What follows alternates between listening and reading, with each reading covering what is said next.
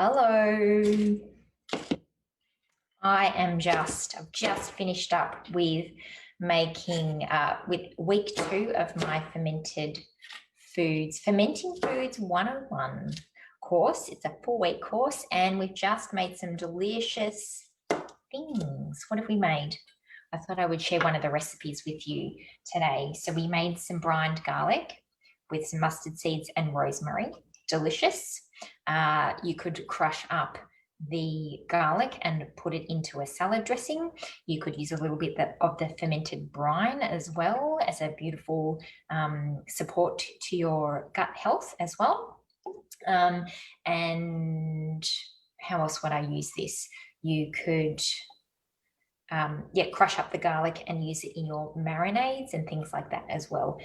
Drink the beneficial bacteria brine as well when you're not feeling well, and that will be a great immune support as well. We've also made a red onion and beetroot ferment.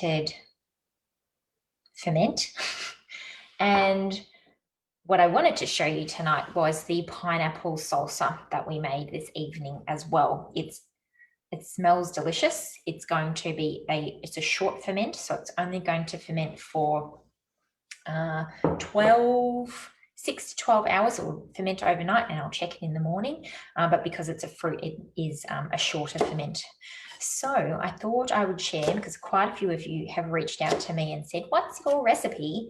And because it is so delicious, we've been making this pineapple salsa for nearly 10 years, and I still use the same original recipe. It's really, really easy. What you want to do is dice up your pineapple. I would use a whole pineapple for this. A whole pineapple will fit into this kind of sized jar, believe it or not. Pop that over here. And the ingredients you need, so you need a pineapple, half a small red onion. So I've just finely diced that here. Here's what I prepared earlier. Dice up your pineapple. This is only the leftover of that big pineapple that we had, but I'm going to make a small salsa. And then you want a half a teaspoon of salt for your whole pineapple and half a bunch of fresh coriander. I couldn't get coriander at the shops today because they were all out, but you could use basil, you could use dill, you could use another herb that you really like that you think might go well with this ferment. And all I'm going to do into my pre-sterilized jar here, which you can sterilize it, I'll wash it with hot soapy water, rinse well, and then pop it into a cold oven and then turn it up to 100 degrees and then leave it at that temperature for about 20 minutes. Turn it off, let it cool down in the oven. I wash my lids separately, just hot soapy water, and then rinse them well. So I don't pop them in the oven. That might just be me, but that's what I do, and it turns out fine. The other thing to note when you're making fermented foods is, although I avoid using plastic in nearly everything, particularly around cooking, for this I use a plastic chopping board. The wooden chopping boards will contain bacteria, will harbor bacteria, no matter how many times or how well you wash it. And so we want to start with something that's much cleaner to not introduce any of that bacteria from the chopping board into the fermented foods. Now, I say that from experience. I have made kilos of sauerkraut on a wooden chopping board, even though I thought I had sterilized it well with salt. They just never turned out great. And then I've moved to using this is just a Tupperware chopping board, and that seems to do the trick. So what you can do is pop your pineapple into a bowl with your red cabbage, your red onion, and mix that around. And then to that, if you are going by the half a teaspoon per entire pineapple, I don't have an entire pineapple here, so I'm going to use a much smaller amount. And my salt is over here in the mortar and pestle. I have rock salt, so I just crush that down. So I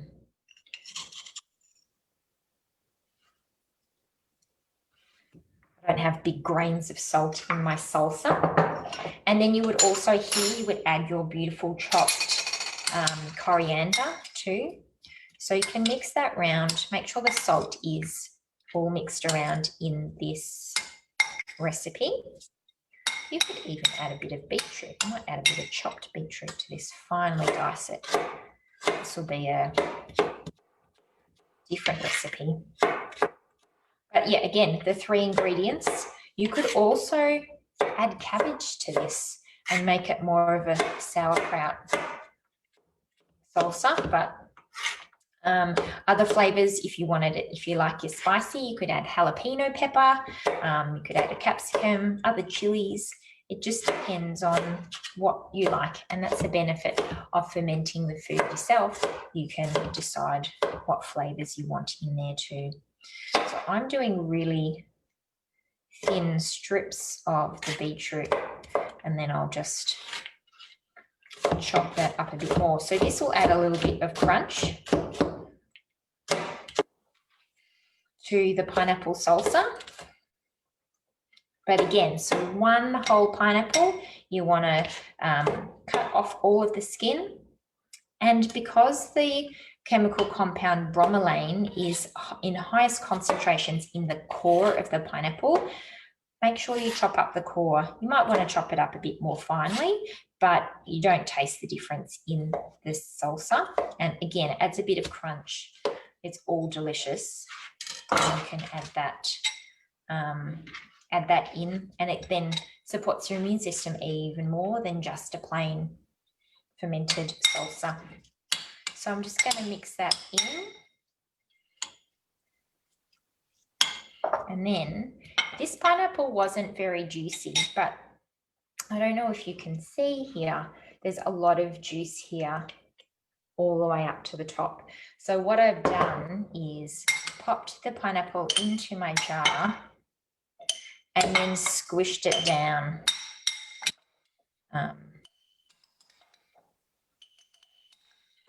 As I've gone along, so that the juice comes out of the pineapple. The salt will help that too.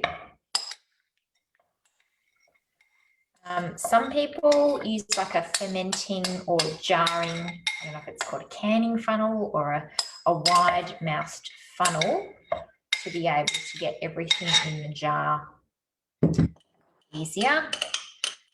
I don't want to buy another kitchen implement, so I just deal with the mess. So yeah, you could add your beautiful coriander in here. If you're using the whole pineapple, you would use half a bunch of the coriander, fresh coriander. I would be game enough here to try it with basil or dill or a mix of both.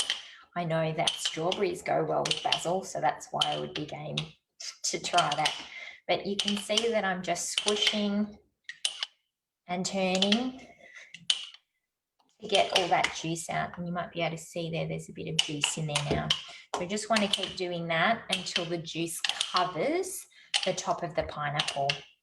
It's really interesting with the beetroot. I haven't made it with the beetroot before.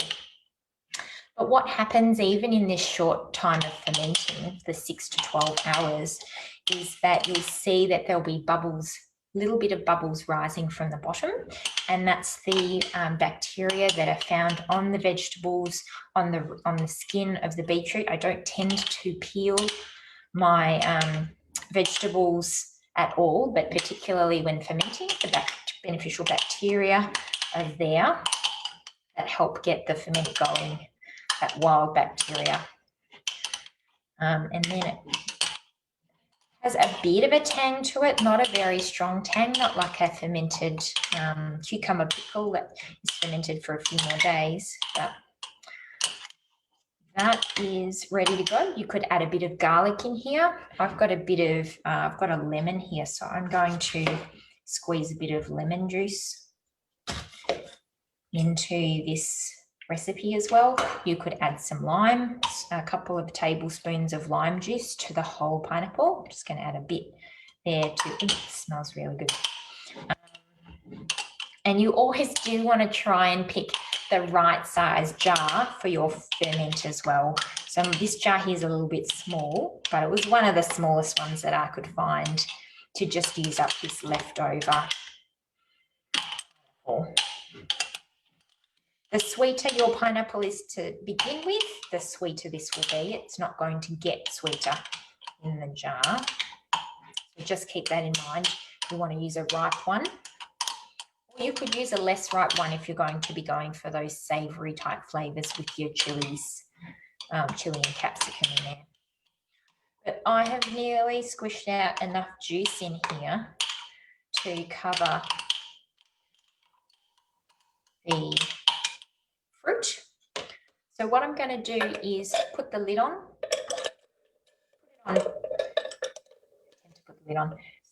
Close it tightly and then just loosen off a little bit. That lets the air escape and any kind of juices rise up. Usually you want to have your vegetables close up a couple of centimeters from the top of your jar with enough juice or brine to cover your ferment there as well. I usually pop it on a plastic plate. I put it on our white plates before and it stained our white plates. So plastic lid or a takeaway container or something to contain any overflow of juice, particularly important if you're doing a sauerkraut type recipe where there's lots of juice to come out. That one won't be too bad, that will be fine.